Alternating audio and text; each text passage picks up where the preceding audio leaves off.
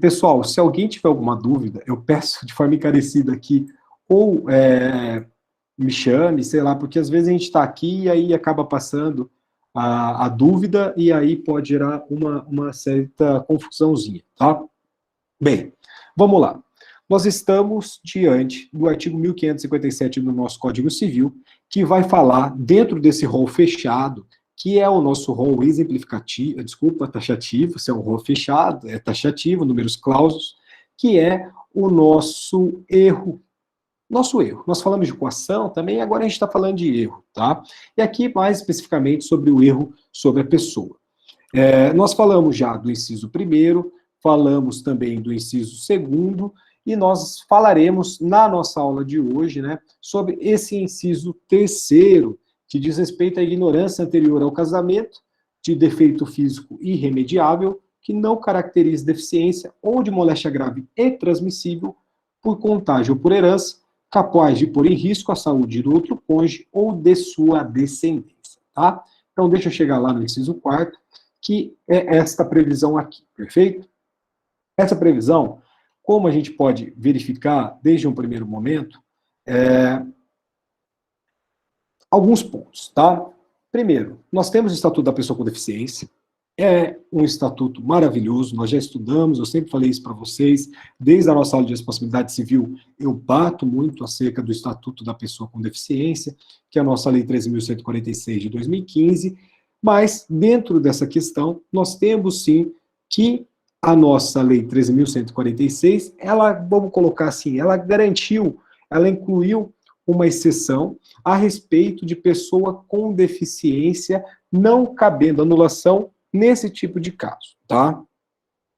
Por exemplo, uma pessoa que tinha hemafroditismo, né? Uma pessoa que tinha duas manifestações sexuais, deformações genitais, enfim, questões mais específicas em relação a esse sentido, nós temos que o Estatuto da Pessoa com Deficiência, ela acabou incluindo aqui uma exceção dentro destes casos. Então, não existe assim, hoje, dentro dessa nova sistemática, a possibilidade, dentro desses exemplos que eu coloquei para vocês, de anulação do casamento, tá? É muito interessante a gente destacar o seguinte, que a impotência generandi, que é essa impotência de gerar filhos, ou concipiente, né, que é a questão da concepção de filhos, ela não vai gerar a anulabilidade do casamento, tá? Então, nós temos também que a impotência geracional não gera anulabilidade do casamento. Hoje pode gerar divórcio, pode gerar essas questões, nós temos o Estatuto da Adoção, desculpa, o Instituto da Adoção, que é um instituto belíssimo. Hoje mesmo teve uma aluna, como eu subo esses vídeos para o YouTube, uma forma, novamente, eu sempre bato nisso, de acabar publicizando conteúdo, enfim, trocar uma ideia mesmo, teve uma pessoa que me mandou um e-mail falando sobre a adoção de nascituro, que é um instituto muito específico da adoção. Uma possibilidade também muito interessante da gente estudar, né? Ela vai trabalhar esse tema dentro do TCC dela. E ela veio trocar uma ideia, pedir algumas indicações de bibliografias, mas assim, meu ponto é o seguinte, somente essa impotência geracional de filhos não é caso mais para anulação de casamento. Esse é o ponto, tá? Bem, mas nós temos a ideia de moléstias graves transmissíveis, tá? Moléstias graves transmissíveis, e aqui entram os exemplos. Tuberculose, a nossa AIDS, hepatite e sífilis, tá? Então, são exemplos. Novamente, não é aqui dentro dessa possibilidade um rol fechado, são exemplos, mas nesses casos nós temos sim uma previsão dentro da legislação, ou seja, iure et de iure, de insuportabilidade dessa vida conjugal. Beleza? Então, como a lei ela está pressupondo que, caso exista alguma doença nesse sentido, pode sim gerar uma questão de insuportabilidade da vida comum, nós temos sim essa presunção, e sendo esse motivo de presunção, pode gerar a anulação deste casamento, tá? Mais um ponto. Nós temos novamente essa questão, Só que eu queria colocar esta problemática do inciso 4º do artigo 1557 do Código Civil, que mencionava a ideia de que ignorância anterior do casamento, de doença mental grave, que por sua natureza tornasse incomum tornasse insuportável a vida em comum, tá? Exemplos que antigamente nós colocávamos, que hoje não são mais aplicáveis: esquizofrenia, psicopatia, psicose, paranoia, todos esses casos, nós tínhamos ali a possibilidade de anulação. Agora, o casamento dessas pessoas, que são pessoas que podem sim ser interditadas, a depender da hipótese, elas, no caso, o casamento, desculpa, será válido. Tá? Então, pessoas com alguma psicopatia, com esquizofrenia, algo nesse sentido, terão sim um casamento válido. Por quê? Porque isso é o principal objetivo dentro do artigo 6º da nossa Lei 13.146 de 2015, que é a inclusão dessas pessoas dentro da nossa sociedade. Tá? Então, é nítido que, se for o caso de interdição, seja ela parcial, seja ela total, algo nesse sentido, mas independentemente disso, este casamento será reputado válido. Tá? Bem, eu comentei com vocês também um caso sobre a questão do defloramento da mulher. Esse dispositivo, é bom a gente pontuar que também ele perdeu a razão de ser, novamente, eu já comentei isso na aula passada, e ainda dentro dessas hipóteses de erro, nós destacamos o seguinte julgado, né, que acaba aparecendo, deixa eu só voltar aqui, que vem lá do Tribunal de Justiça do Rio Grande do Sul, tá? Olha lá, ó. Em demanda que envolve a validade do casamento, tratando-se de direitos indisponíveis, resta afastada a presunção de veracidade dos fatos alegados pela parte autora, conforme dicção do artigo 345, inciso 2º do CPC. Não há falar em nulidade do casamento no caso concreto, porquanto restou demonstrado que no período da união estável anterior ao matrimônio, o varão já apresentava transtornos mentais, provavelmente decorrentes do uso de substâncias entorpecentes. Eu já falei desse julgado. Novamente, esse julgado quer dizer para nós que precisa ter esse desconhecimento. Se a pessoa tem o conhecimento dessa situação e mesmo assim faz a celebração do casamento, manifesta a sua vontade, ela não pode voltar atrás, ou seja, ela não pode agir contra o seu comportamento dentro daquela ideia de boa-fé mais objetiva, sobretudo no dever parcelar, que é o venire contra factum próprio. Beleza? Eu já passei isso julgado para vocês, e além disso, questão de requisitos para anulação deste casamento, né? Só vai estar presente a possibilidade de anulação dos casamentos, novamente, pela questão de se manter essa instituição, que é o matrimônio, é uma forma excepcional e tem que ser muito grave.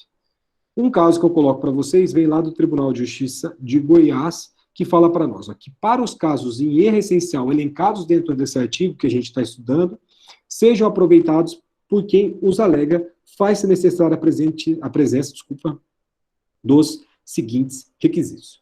Quais sejam: 1. A circunstância ignorada pelo outro cônjuge deve preexistir ao casamento. 2. A descoberta da verdade deve ser posterior ao matrimônio. E 3. Que essa descoberta deve tornar-se, em si, insuportável a vida compartilhada para esse cônjuge que foi enganado. E essas hipóteses que caracterizam este erro essencial e permitem a anulação do casamento estão de forma taxativa previstas no artigo 1557 do Código Civil, não se admitindo interpretação extensiva. Não configurada tais hipóteses, não há que se falar em casamento anulável por erro essencial por parte de um dos cônjuges contra a pessoa do outro. O débito sexual conduz aqui, aquele trecho que eu já passei para vocês na aula passada, mas o que eu estou querendo destacar é o seguinte: se fosse para vocês levarem uma coisa dessa aula, levem esse trecho proveniente do julgado da apelação civil aí de Goiás, porque ele consegue caracterizar esses 3 importantes elementos, consegue falar que este rol do 1557 é um rol taxativo, ou seja, ele não se estende, e além disso, um exemplo que é acerca do débito sexual que não pode ser justificativa para se promover uma ação, por exemplo, de anulação do casamento, beleza? Como eu comentei com vocês, eu não lembro se foi o João que tinha perguntado, eu lembro que alguém tinha perguntado na aula passada sobre prazos. Dentro desses prazos, sobretudo assim, nas questões de anulação, nós temos prazos, sobretudo decadenciais, isso já tem que estar bem claro para vocês, mas em respeito a erro sobre a pessoa do outro cônjuge, erro e persona, diferentemente dos casos que nós estávamos estudando até aqui, que era aquele caso de 180 dias, aqui nós temos um prazo diferenciado, tá? É um prazo decadencial para ação anulatória de 3 anos. Contados desde quando? Desde a celebração do casamento. Legitimidade para propor essa ação? Somente a este cônjuge que incidiu em erro, ou seja, desse cônjuge que foi, aspas, enganado, então se trata de uma ação personalíssima, beleza? Bem, um outro ponto, acerca das convalidações, né, que eu passei para vocês, que nós estamos sobre anulação, e anulação é um erro um pouco mais, um erro não, desculpa, erro porque eu estou repetindo muito esse termo, mas é um vício mais tranquilo, vamos colocar assim, não é algo insanável, é algo sanável. E sendo algo sanável, em todos os outros casos eu falei das convalidações. Aqui, novamente, nós temos sim a convalidação deste casamento motivado por erro em persona, desde que haja a convalidação, por exemplo, dentro de uma coabitação. E aqui eu trouxe esse julgado do Tribunal de Justiça de São Paulo, que fala o seguinte, ó, casamento, anulação, erro essencial quanto à pessoa do outro cônjuge. Confissão pelo marido na semana seguinte ao ato de que era dependente de drogas. Aceitação das condições e consentida nova chance. Renovação de prática de uso de drogas. Pretendido reconhecimento da insuportabilidade da vida comum. Não acolhimento. Coabitação. Fator que afasta o pleito de anulação. Aplicação do artigo 1559 do Código Civil. União válida. Extinção do feito confirmada. Recurso improvido. O que a gente aprende com esse acordo, né? Esse daqui é um trecho de uma ementa deste acordo proveniente do Tribunal de Justiça de São Paulo. Ponto muito simples, tá?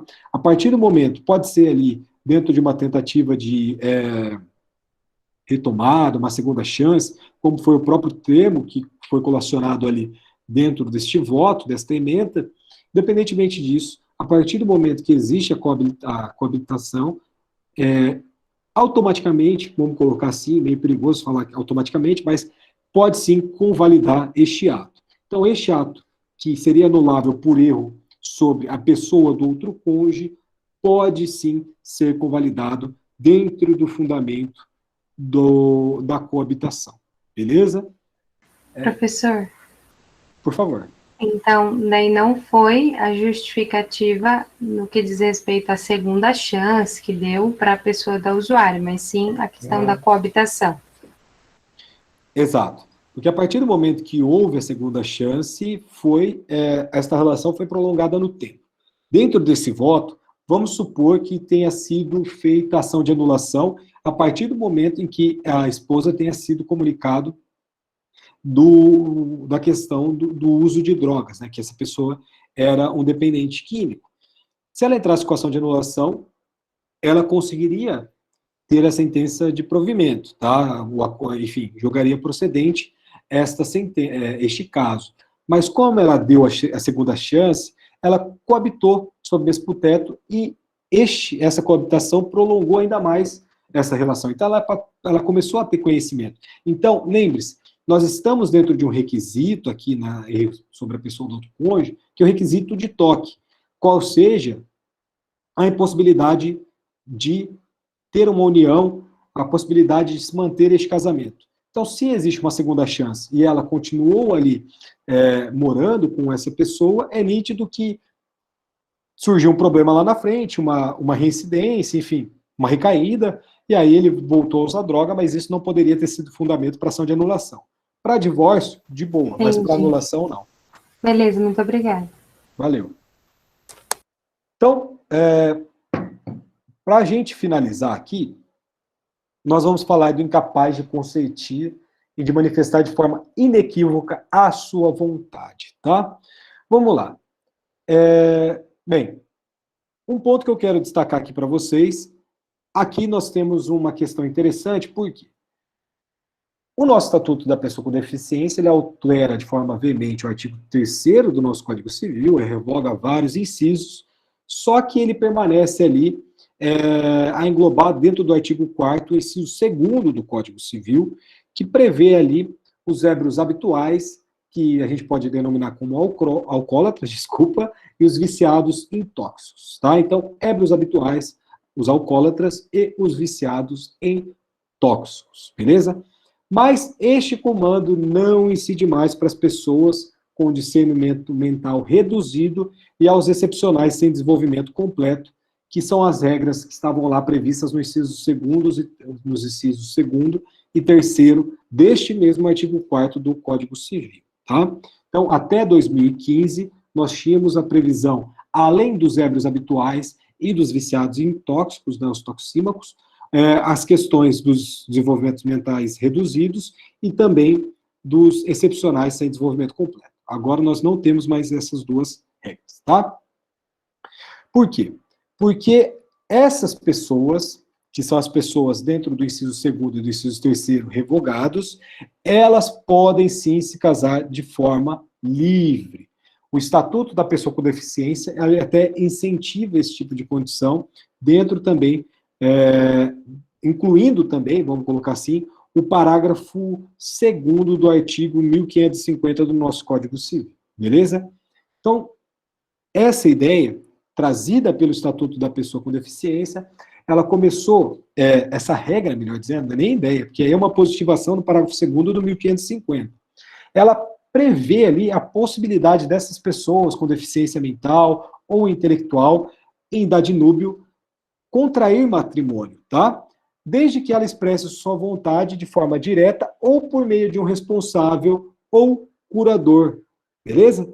Então, novamente, aqui nós temos a ideia de uma inclusão social plena que o Estatuto da Pessoa com Deficiência traz, e para atos não somente patrimoniais, mas também para atos existenciais, sejam esses atos existenciais familiares, ou seja, aquela ideia de que, olha como, novamente, quando a gente fala de situar o indivíduo no centro do ordenamento jurídico, aqui é uma concretização nesse sentido, né? Nós estamos colocando o indivíduo dentro do nosso sistema jurídico, muito além das questões patrimoniais. Muito além das questões patrimoniais, nós estamos incentivando dentro desse tipo de legislação, que é muito positiva, demorou muito para ela vir, mas veio, e aí nós temos pontos que a gente pode criticar em relação a algumas questões, mas o papel que essa Lei 3.146 trouxe para nós em 2015, e o significado dela foi algo que nós precisamos aplaudir de pé mesmo. Então, assim, é algo muito interessante ao posicionar não somente questões patrimoniais, mas, sobretudo, questões existenciais. Então, colocando o indivíduo dentro do centro do ordenamento, nós estamos ali resguardando direitos existenciais para essas pessoas que foram pessoas perseguidas e são perseguidas até hoje. Então, pelo menos aqui, para a nossa sistemática civilista, sobretudo aqui, para o nosso direito de família, e reduzindo ainda para o casamento, as pessoas que, na ideia antiga de discernimento mental reduzido, ou excepcionais, termos que nem cabem mais hoje, podem sim se casar, desde que se manifestem de forma livre. Manifestação de forma livre é o ponto. Aqui que está o ponto, tá?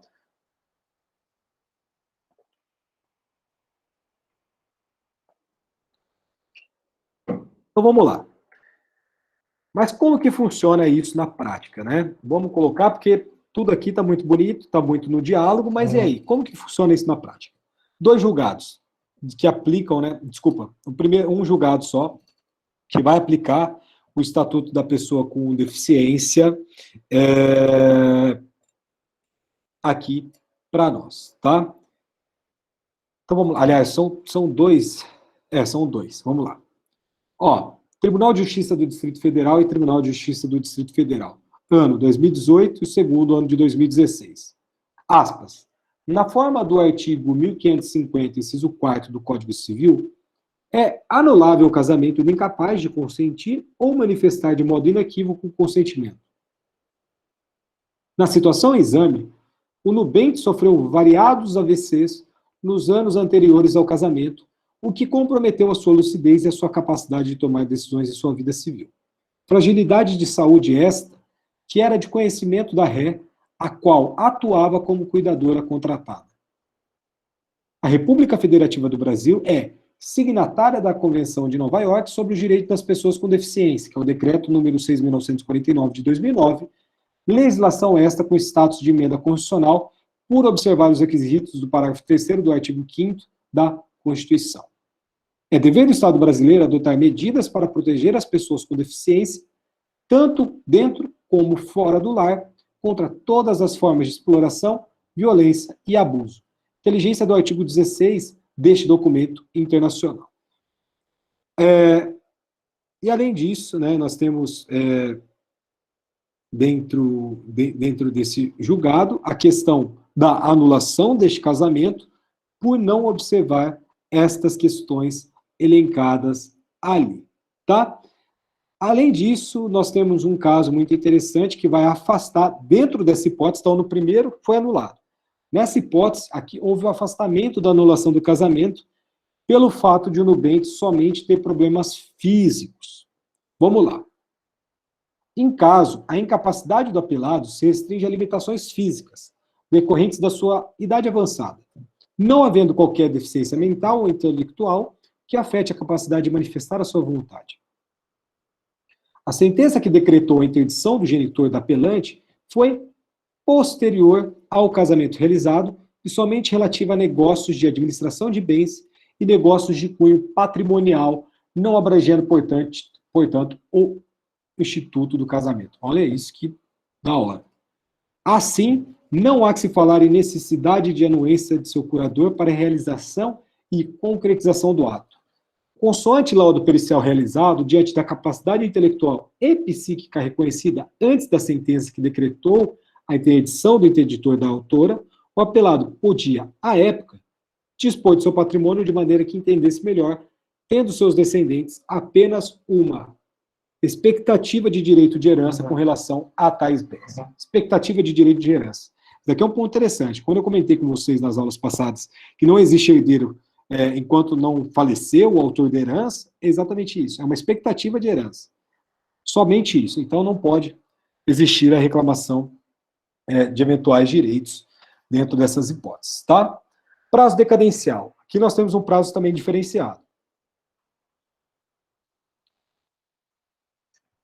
Erro em relação à pessoa. Professor. Por favor, Milena, vamos lá. Então, uma pessoa que tem discernimento mental reduzido, ela tem que estar acompanhada de um curador especial para ela poder se casar? Porque um dia eu ouvi um caso de um senhorzinho que eu até ri na hora, coitado, mas eu fiquei com dó. Ele falou que ia casar e foi no cartório, só que daí ele descobriu lá que ele tinha curador e ele não sabia, daí não fizeram o casamento dele. Daí ele descobriu assim. Ele falou que não fazia ideia que tinha curador, que era o irmão dele. Isso é muito perigoso. Porque, assim, nós temos alguns casos práticos em relação a isso, da pessoa, de fato, não saber que ela tem um curador. Por mais que hoje nós temos o procedimento de interdição, a gente vai estudar interdição aqui nessa matéria maravilhosa. Mas a interdição, nós temos um procedimento muito sério. Então, por exemplo, nós temos primeiro um mandado de constatação, ou seja, o oficial de justiça, dentro de uma decisão inicial, ele tem a determinação de citar a pessoa do interditando, né, ou da interditanda, e fazer uma constatação de como essa pessoa está, se ela está lúcida, enfim, toda aquela questão, ele narra, não sei quem trabalha já aqui com interdição, ou quem já teve contato, mas é um dos primeiros documentos a partir da citação. Além disso, nós temos uma audiência, que é uma audiência de interrogatório, sobretudo aqui na pandemia, essa audiência, infelizmente, agora ela está sendo dispensada, dependendo do caso, porque na interdição nós temos que juntar lá dos médicos, é algo complexo, não é simples, e além disso, além dessa audiência de entrevista, essa audiência interrogatória, nós temos também a emissão de laudo médico judicial. Então, existe a dispensa de laudo médico judicial? Existe. Só que é previsão legal, é procedimento. Tem acompanhamento de curador especial quando o interditando e a interditanda não constitui advogado, ou seja, a partir da citação, decorreu 15 dias, é nomeado um curador especial. Por que eu estou falando tudo isso? Porque dificilmente, hoje, não estou falando que não existe, existe, mas é difícil ter fraudes em relação a essas questões envolvendo interdição hoje, porque é um procedimento muito sério. Por isso que a questão do laudo judicial não é dispensável, apesar de, na prática, alguns juízes sim dispensarem, tá? Segundo ponto, a partir do momento que ele possui o conhecimento de que ele tem uma interdição e ele possui ter discernimento, por mais que ele não tenha, no momento da interdição, o discernimento, e esse discernimento venha como um fato superveniente, ele pode cessar a interdição dele.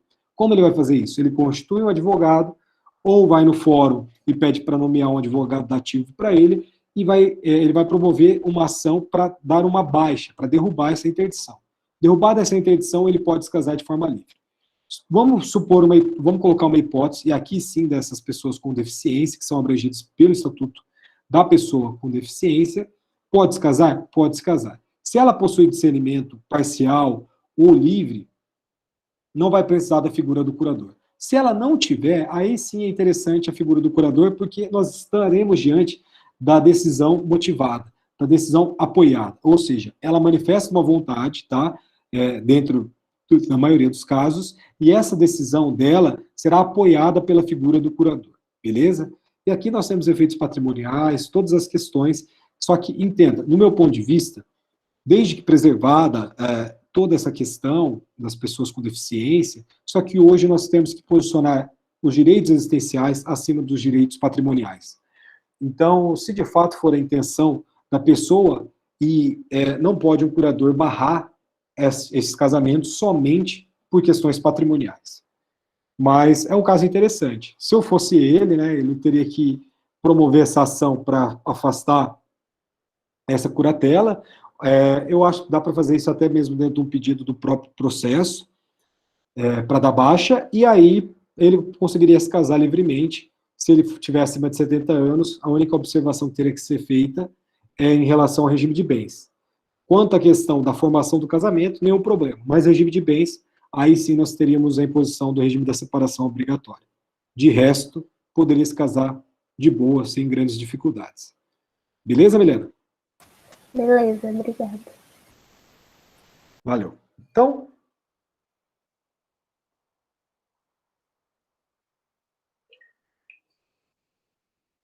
prazo aqui, 180 dias. Todos os prazos, 180 dias, com exceção do erro sobre a pessoa do outro cônjuge. Beleza? Cônjuge. Nunca digam cônjuge, por favor. Vamos lá. Avançando aqui. Então, um breve resumo para a gente finalizar aqui esse slide da aula passada, mas já estava previsto que essa aula passada fosse durar um pouco mais. Mas os casos envolvendo os menores são de anulabilidade do casamento, lembrando mais uma vez que nós estamos diante de uma lei de 2019 que afasta a possibilidade das pessoas, dos menores com idade abaixo de 16 anos, se casarem, tá? Mas se existir esse casamento, anulável, beleza? Não mais existem maiores absolutamente incapazes, tendo sido revogado o artigo 1548, inciso 1º do Código Civil, e que os casos envolvendo os demais incapazes são de anulabilidade. Pessoas com deficiências podem se casar livremente dentro deste novo parágrafo 2º do artigo 1550. Nossa, para a gente falar novo, né? Parece que 2015 faz pouco tempo, mas é muito interessante isso, porque, de fato, parece que faz pouco tempo o Estatuto da Pessoa com Deficiência é algo inovador, por mais que tenha passado aí quase 6 anos já, né? Então, quanto aos incapazes tratados nos artigos 3º e 4º do nosso Código Civil, devidamente atualizado pela nossa Lei 13.146 de 2015, faltou abordar aqui para nós a última possibilidade, que é do pródigo, né? Pródigo é aquela pessoa que gasta de maneira destemperada ou seu próprio patrimônio, podendo chegar a estado de miserabilidade. Aqui não tem piada, tá? A gente fala, todo mundo é pródigo, eu sou pródigo, enfim, mas aqui não é algo muito sério. É pessoa que não, assim, não tem um controle sobre a possibilidade de administração de bens, tanto é que há uma possibilidade de interdição relativa dentre os casos das alienações dos bens, tá? Pródigo, vocês estudaram, a gente vai falar também aqui, quando a gente falar da interdição, mas vocês estudaram em relação lá ao nosso Direito Civil 1, sobre as ideias do artigo 4º aí do nosso inciso 4º do Código Civil, tá? Por quê? Porque a interdição relativa é que o pródigo pode se casar. Então, a causa de interdição ser relativa é o que permite ele se casar, beleza? Pode se casar, então. Vamos lá. Absolutamente incapazes, artigo 3º do Código Civil, só tem uma hipótese agora, que são os menores de 16 anos, sendo o casamento anulado. Novamente, esses menores não possuem capacidade para se casarem mais a partir de 2019. Mas se casou, anulado. Relativamente incapazes, o rol do artigo 4º do Código Civil. Menores entre 16 a 18 anos, anulado. Ébrios habituais e viciados em tóxicos, anulado. Pessoas ali que por causa transitória ou não definitiva puderem exprimir a sua vontade, casamento, anulado. Os pródigos, que estão lá no nosso artigo 4º do Código Civil, para nós do casamento, não é hipótese de anulação. Por quê? Porque a interdição relativa é a condição para ele se casar. Beleza? Então, pródigo pode se casar sem problema, o casamento é válido, sem grandes dificuldades dentro dessa possibilidade, observando que a interdição pode gerar os atos de alienação de bens. Vai proibir ele de alienar bens. Beleza? Para a gente finalizar aqui, então, de fato, as questões envolvendo a nossa anulação, vamos retomar aquela hipótese que a gente já tratou um pouco do casamento inexistente, tá? Por quê? Porque o casamento ele poderá sim ser anulado se ele for realizado por mandatário e ocorrendo a revogação do mandato sem que o representante e o outro cônjuge tivessem conhecimento dessa revogação pelo mandante. O que a gente está falando aqui? Do casamento por procuração. Casamento por procuração. O cara vai casar e aí é celebrado o casamento, só que a partir do momento que é celebrado o casamento, as partes não possuíam a informação de que essa procuração tinha sido revogada. Ou seja, o casamento que foi feito por mandato de procuração revogado, sem que este representante e o outro cônjuge tivessem conhecimento. Essa revogação terá efeitos se realizada antes da celebração do casamento. Se for feita a revogação do mandato posterior à celebração do casamento, se perfectibilizou. Lembrando que a celebração do casamento é o ato em que o casamento ele é declarado. A partir da manifestação da vontade das partes e a partir do pronunciamento daquele ato do juiz de paz que ele diz que as partes estão casadas, né? Então, ali a gente tem a perfectibilização deste ato. A revogação, portanto, posterior do mandato de procuração, que foi a que permitiu esse casamento, não é possível falar em anulação do casamento.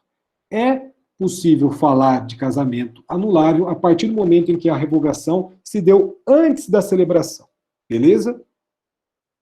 Prazo, 180 dias também, a partir do momento em que chegou o conhecimento das partes, do mandante, sobretudo, a realização deste casamento, tá? Então, do mandante, 180 dias. Um ponto que é interessante, tá? Este casamento pode sim também ser convalidado se houver coabitação entre os cônjuges em qualquer hipótese, dentro do artigo 5º do artigo 1550 do nosso Código Civil. É a boa-fé objetiva que vai proibir o nosso comportamento contraditório, venire contra factum próprio, e vai impedir a anulação deste casamento, beleza? Então, aqui mais um ponto interessante que eu coloco para vocês, que a questão da prova da manutenção de relação sexual não será tão simples. Então, situações de dúvidas, aqui a gente vai ter um princípio, vamos colocar assim, que é o indúbio pró-casamento. Esse indúbio pró-casamento a gente vai falar também várias vezes ainda dentro dessa semana, não várias vezes, mas algumas vezes dentro dessa semana, mas não existindo essa prova, a gente vai pender para o lado da preservação do matrimônio.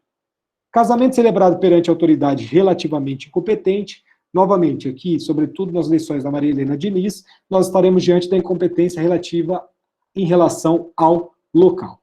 Então, o caso de um juiz de paz de uma determinada localidade realizar o casamento em uma outra localidade fora da sua competência é um exemplo de possibilidade de casamento celebrado perante autoridade relativamente capaz. Incompetente, desculpa. Prazo, diferenciado também. 2 anos, tá? 180 dias, basicamente, para todos. Nós temos ali os 3 anos para o erro envolvendo a pessoa do outro cônjuge, 2 anos aqui para o casamento celebrado perante autoridade relativamente competente. Um ponto muito interessante aqui, que é o artigo 1554 do nosso Código Civil. Subsiste o casamento celebrado por aquele que, sem possuir a competência exigida na lei, exercer publicamente as funções de juiz de casamento e, nessa qualidade, tiver registrado o ato dentro do cartório civil. Aqui é um ponto interessante. Por quê? Porque se existe um conhecimento público de que essa pessoa realiza inúmeros casamentos dentro dessa localidade, esse casamento, se registrado ali no registro civil, este casamento também será convalidado. Não terá nenhum problema em relação a isso, tá? Para a gente finalizar, ação cabível, ação anulatória de casamento, dentro dos casos de casamento anulável, tá? Novamente, nós estaremos diante de uma sentença de natureza constitutiva negativa, portanto, nós estaremos submetidos a prazos decadenciais e não prazos prescricionais, tá? Efeitos da decisão da anulação do casamento. Se os mesmos seriam ex tunc, ou seja, retroativos, ou ex nunc, não retroativos. E a questão vai colocar em conflito 2 dispositivos, que é o nosso artigo 177 do Código Civil e o 8182, ambos da nossa parte geral da codificação material. Vamos lá. Quando a gente pega o artigo 177 do nosso Código Civil, nós vamos deparar que a ação anulatória não produz efeitos antes do trânsito julgado da sentença, o que teria efeitos não retroativos à sentença correspondente à ação anulatória do casamento. Beleza? Pelo artigo 182 do nosso Código Civil, a partir do momento que este negócio é anulado, ou seja, no nosso caso, o casamento, essas partes seriam restituídas à situação anterior. Ou seja, dentro dessa hipótese, nós estaremos diante de efeitos ex tunc parciais pela volta ao status quo.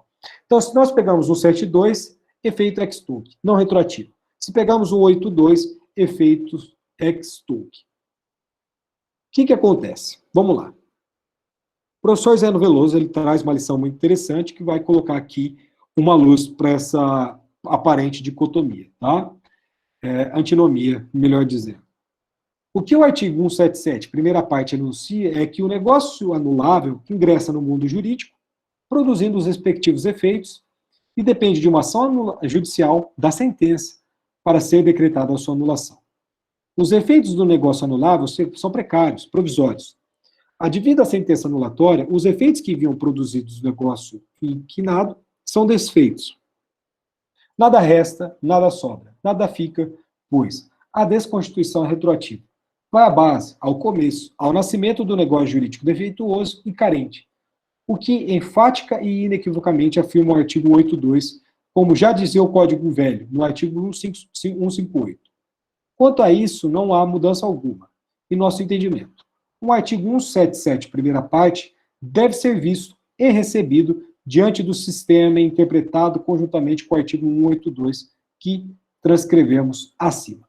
Portanto, a produção de efeitos retroativos parciais à sentença do casamento, anulatória do casamento, eis que se deve buscar a volta da situação primitiva anterior à celebração deste negócio, se isso for possível. Aqui para nós, no casamento, os cônjuges, eles voltarão ao estado de solteiro com a anulação do casamento, porque se trata de um efeito retroativo. Beleza? Então, nós estaremos diante de um efeito retroativo. É nítido que vai existir discussões na nossa literatura doutrinária, Sexta Jornada de Direito Civil, em 2013, trouxe um enunciado que fala para nós o seguinte, que os efeitos da anulabilidade do negócio jurídico, excetuadas situações específicas particulares, como as obrigações de trato sucessivo, por exemplo, contrato de seguro de vida, algo nesse sentido, relações trabalhistas em matéria societária, são idênticos aos da nulidade e ocorrem de forma ex tunc. Então, anulado o negócio, os efeitos se projetam para o futuro e também de forma retroativa para o passado. Jurisprudência, ó, vamos lá. STJ, tá?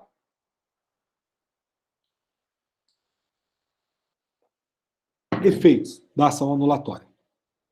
Na doutrina, não se desconhece da divergência quanto à eficácia da ação anulatória. Segundo defende a doutrina clássica, os efeitos da decisão na ação anulatória não são retrooperantes, possuindo efeitos apenas para o futuro. Maria Helena Diniz, Carlos Roberto Gonçalves, Arnaldo Rizário, Caio Mário, Nelson Nery Júnior, Rosa Maria Nery. De outro giro, a corrente majoritária defende que os efeitos da anulabilidade, no plano da eficácia, são idênticos ao da nulidade e operam efeitos tanto para o futuro como para o passado, uma vez que algo que é ilegal não pode produzir efeitos. Humberto Teodoro Júnior, Zeno Veloso, Pablo Stouze, Gagliano, Rodolfo Pamplona Filho, Paulo Nader, Renan Lotufo, Flávio Tartusso, Cristiano Chaves de Faria, Nelson Rosevaldi, Orlando Gomes e Silvio Rodrigues. Que elenco, hein? Este é o entendimento que se infere do artigo 182 do Código Civil de 2002. Como se observa, o artigo 182 do Código Civil de 2002 reza que os efeitos do negócio jurídico inválido devem cessar a partir da sua anulação, se anuláveis, ou não devem produzir efeitos se nulos.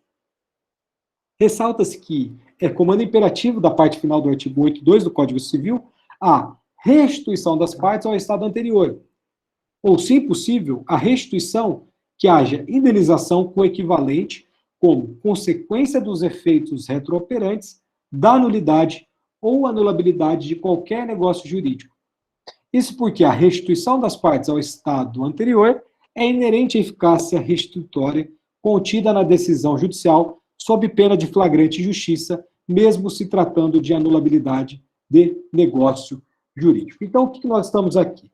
Nós estamos diante de uma decisão que fala para nós que a anulabilidade também vai produzir efeitos ex tunc, tá? Aqui vale para a anulação do casamento. Vale para a anulação do casamento a aplicação de efeitos ex tunc. Então, essa posição de que seria efeitos ex tunc parciais para o casamento, a gente pode dizer que é, sim, talvez o posicionamento majoritário hoje no nosso direito civil brasileiro. Vamos lá. O nosso Código de Processo Civil de 2015, ele vai colocar um tópico próprio referente às ações de direito de família. Vocês sabem disso já. Vai atribuir também um tratamento específico, e dando um tratamento específico, a gente sabe que dentro da literatura do nosso Código Processual, nós estaremos falando de procedimentos especiais, ritos especiais, demandas específicas, especiais. Então, a gente tem alguns pontos muito interessantes dentre o artigo 693 até o artigo 699 do CPC de 2015, beleza? Quando a gente pega o artigo 693 do CPC, apesar desse dispositivo não falar, não mencionar as ações fundadas em nulidade absoluta ou nulidade relativa do casamento, que geraria anulação desse casamento, a gente tem que entender que sim, que a gente vai aplicar o procedimento especial previsto no artigo 693 e seguintes do nosso CPC. Por quê? Porque este artigo 693, ele vai colocar um rol de demandas, mas esse rol de demandas é um rol exemplificativo. Então, não é um números fechados. Números. Jesus, agora fugiu o termo em latim, graças a Deus.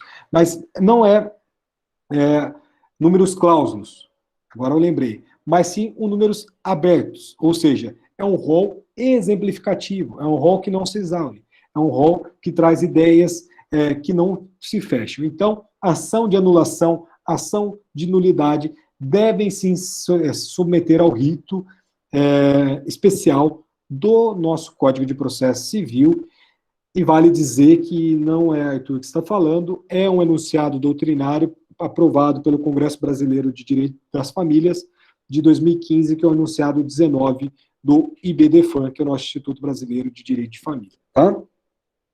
Beleza? Então a gente finaliza essa parte dos casamentos inexistentes, nulos, anuláveis, e agora a gente vai falar de uma modalidade muito interessante, que é o nosso casamento putativo, que eu estou prometendo para vocês já há algum tempo. Deixa eu só compartilhar aqui meu slide.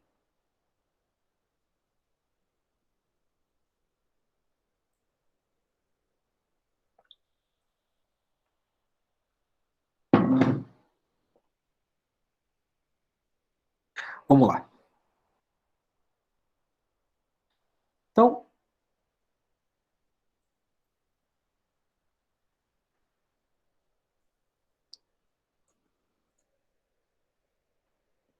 só fazer um negócio aqui.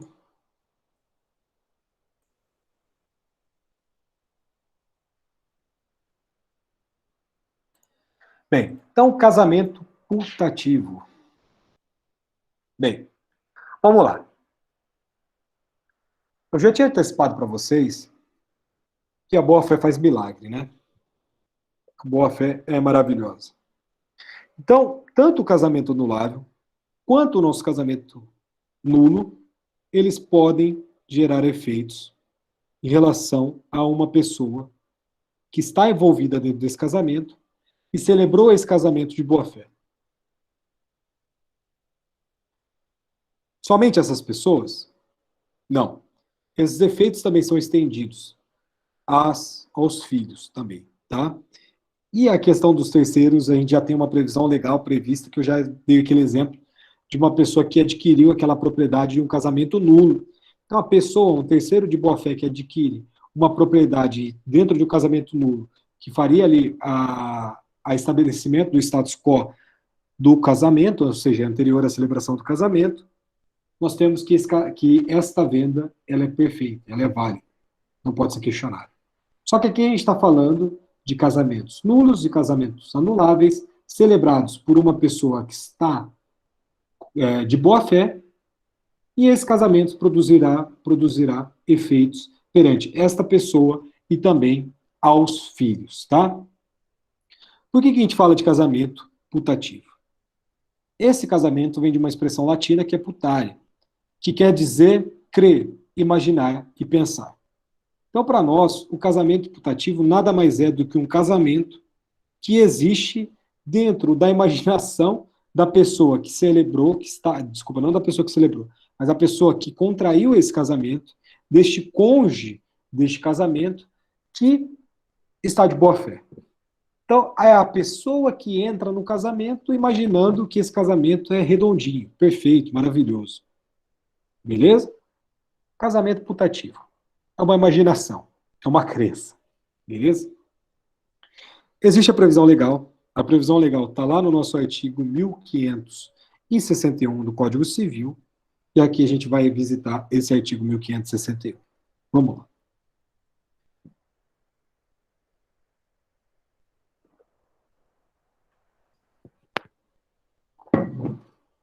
É uma maravilha tomar água com esse microfone aqui, né? Peço desculpas aí por isso também. Vamos lá. Artigo 1561 do Código Civil. Embora anulável, ou mesmo nulo, se contraído de boa-fé por ambos os cônjuges, o casamento em relação a estes, como aos seus filhos, produz todos os efeitos até o dia da sentença anulatória. Parágrafo 1º.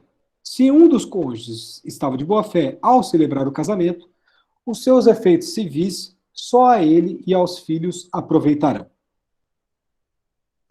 Parágrafo 2º. Se ambos os cônjuges que estavam de má-fé ao celebrar o casamento, os seus efeitos civis só aos filhos aproveitarão. Então nós temos 3 possibilidades.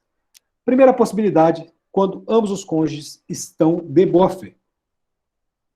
Nessa possibilidade, nós temos a aplicação desses efeitos do casamento até o ato, até o dia, melhor dizendo, da sentença que anular este casamento.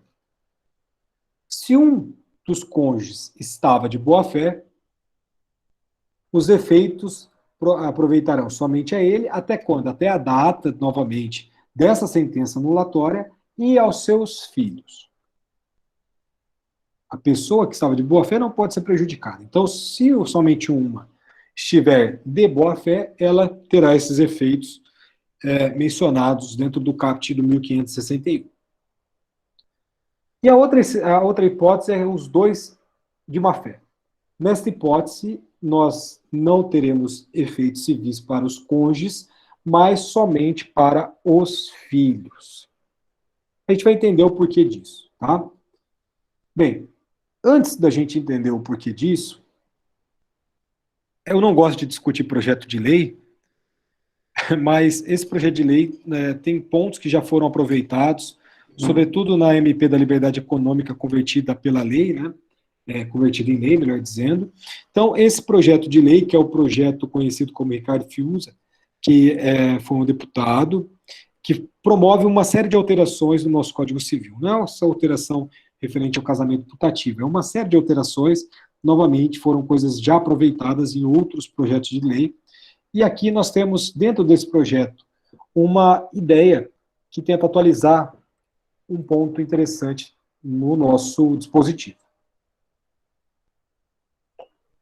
É o seguinte, ele coloca lá, ó, os efeitos mencionados no caput desse artigo se estendem ao cônjuge coato. Essa alteração, essa tentativa de alteração, né, é muito interessante, por quê? Porque, por exemplo, vítima de uma coação nunca vai estar de boa-fé. Por quê? Porque ela é vítima de violência. Então, se ela foi vítima de uma violência, ela tem o conhecimento dessa violência. Então, não é possível a gente falar de boa-fé dentro de uma pessoa que está sob um ato de coação. Mesmo, então, não estando de boa-fé, este casamento ele também será reputado válido. E aqui eu coloco a explicação desse deputado que trouxe essa ideia. Eu acho que o Ricardo Fiuza é falecido já. Ele coloca aqui, para que a questão não fique dependendo da interpretação, ora construtiva, ora restritiva, é de toda conveniência que o cônjuge coato seja equiparado pela lei ao cônjuge de boa-fé. Então, nós temos aqui uma tentativa de alteração que coloca um ponto de discussão em relação a esse cônjuge que está no casamento de forma sob um ato de coação, tá? Vamos lá. Casamento putativo estará presente nos casos de anulação e de nulidade do casamento. Ponto. Este ponto aqui é muito interessante porque este ponto ele fundamenta a teoria da inexistência. Beleza? Avançando aqui sobre o nosso instituto, vocês poderiam me perguntar: essa hipótese e essa menção se trata de boa-fé objetiva ou boa-fé subjetiva? A boa-fé subjetiva dentro daquele efeito psicológico interno dos agentes ou aquela forma social, aquela ideia de ação, aquela ideia ativa, aquela ideia objetiva?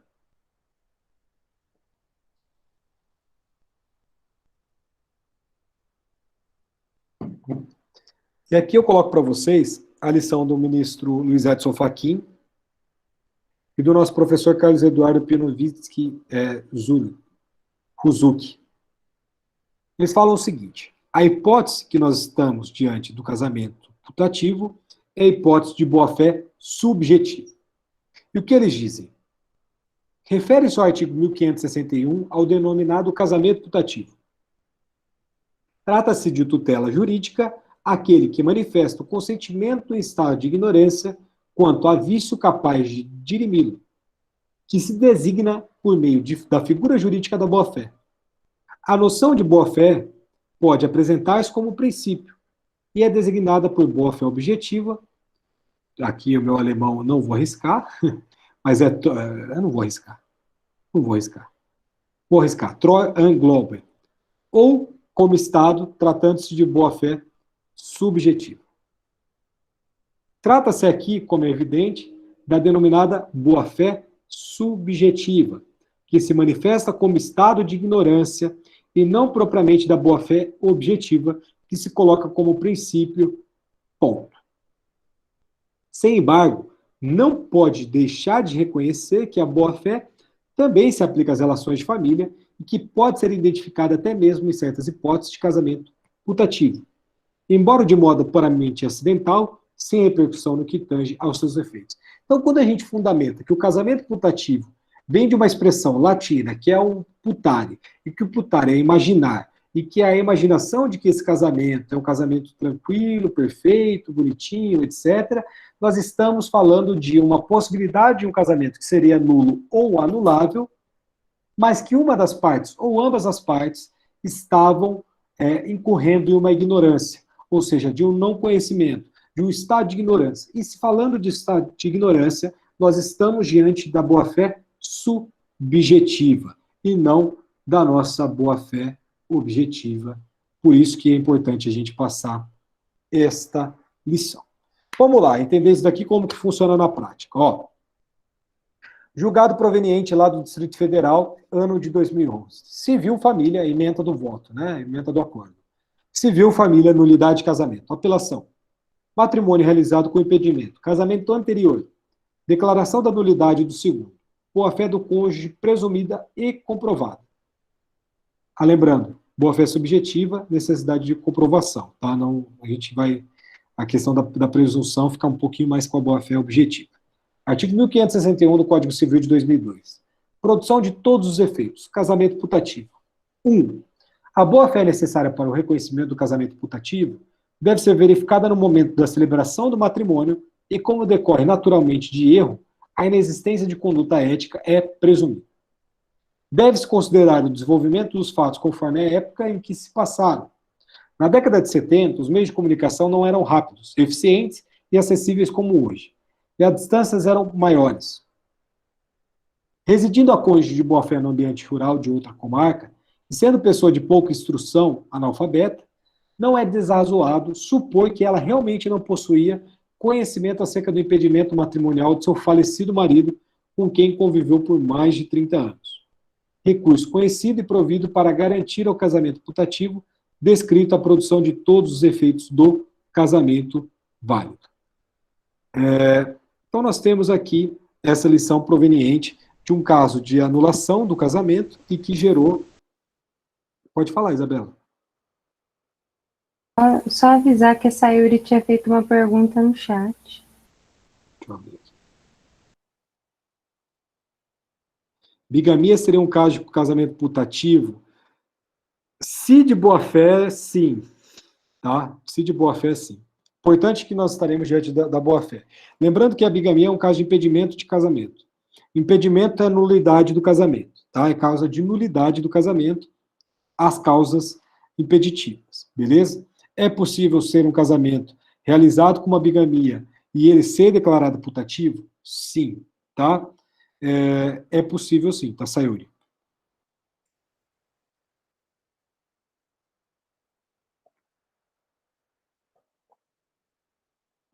Beleza?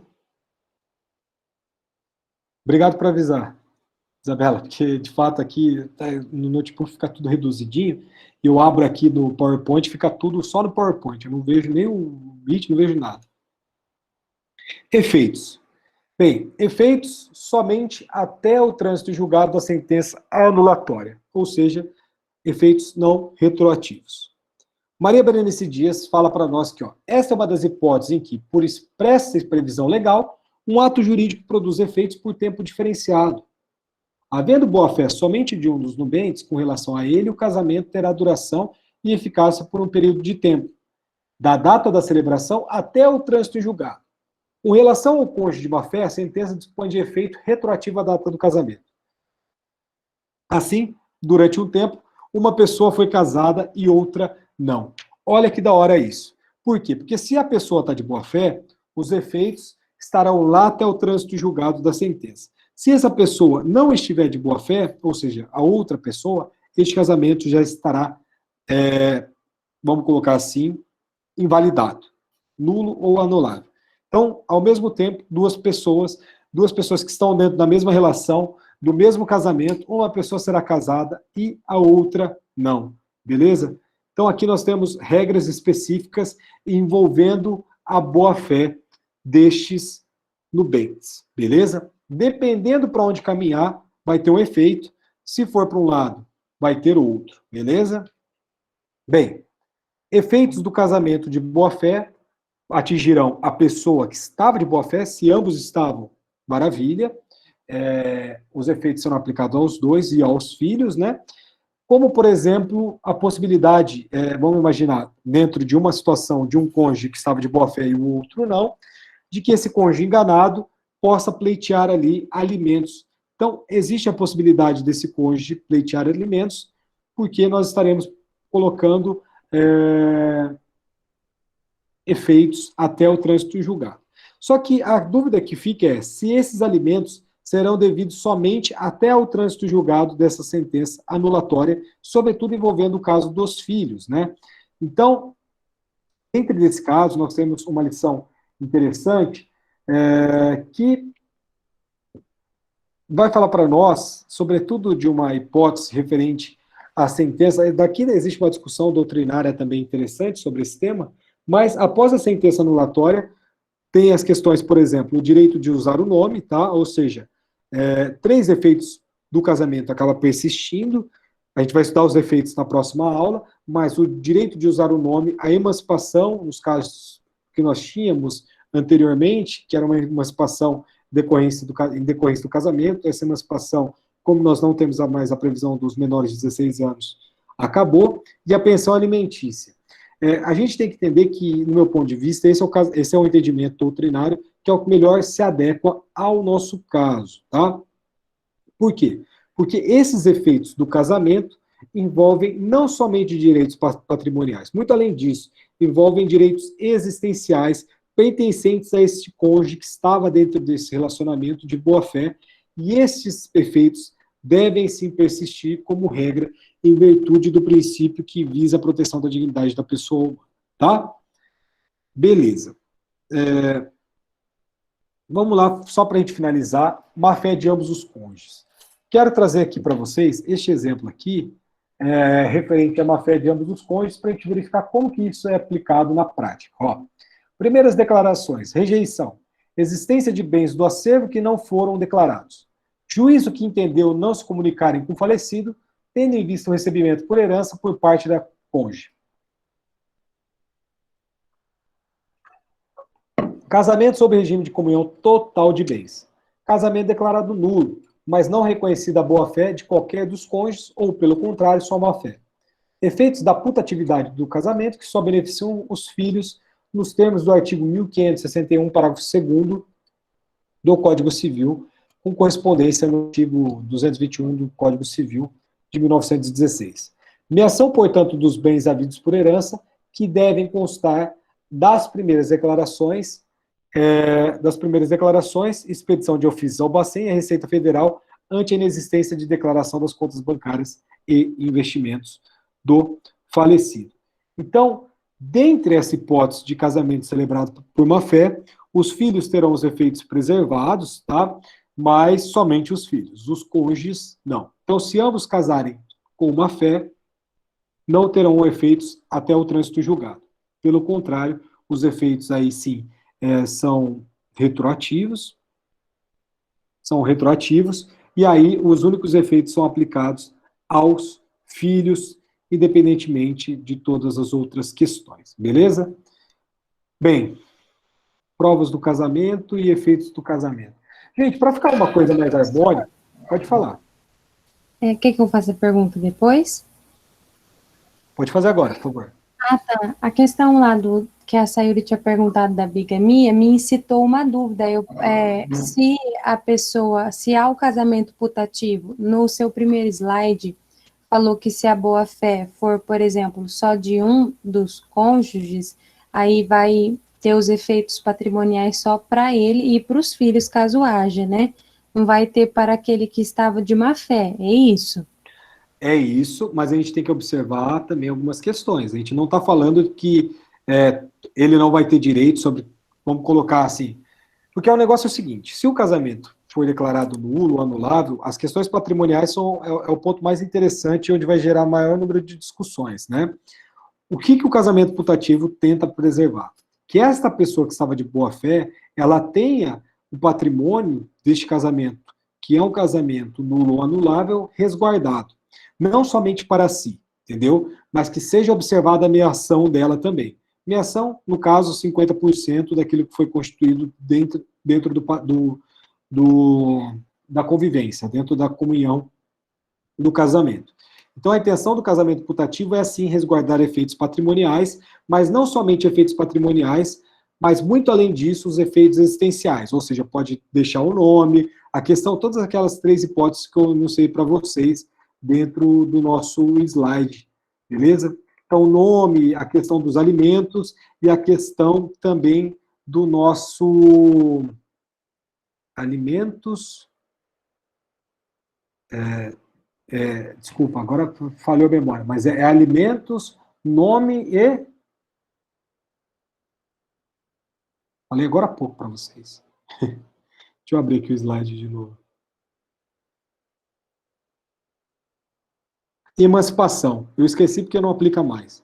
Emancipação, sobrenome e alimentos. Então, essas questões ficam preservadas também, além dos efeitos patrimoniais. Entendi, beleza. Gente, então vamos combinar o seguinte, provas, deveres e deveres a gente deixa para a aula que vem, na sexta-feira. Acho que a aula de hoje ficou boa, ficou interessante, fechamos aí 10 horas. E aí a gente pega na sexta-feira e finaliza aí com os deveres e prova, enfim, e os efeitos também do casamento. A gente estuda um pouquinho melhor essa questão do sobrenome, questão aí envolvendo esses efeitos.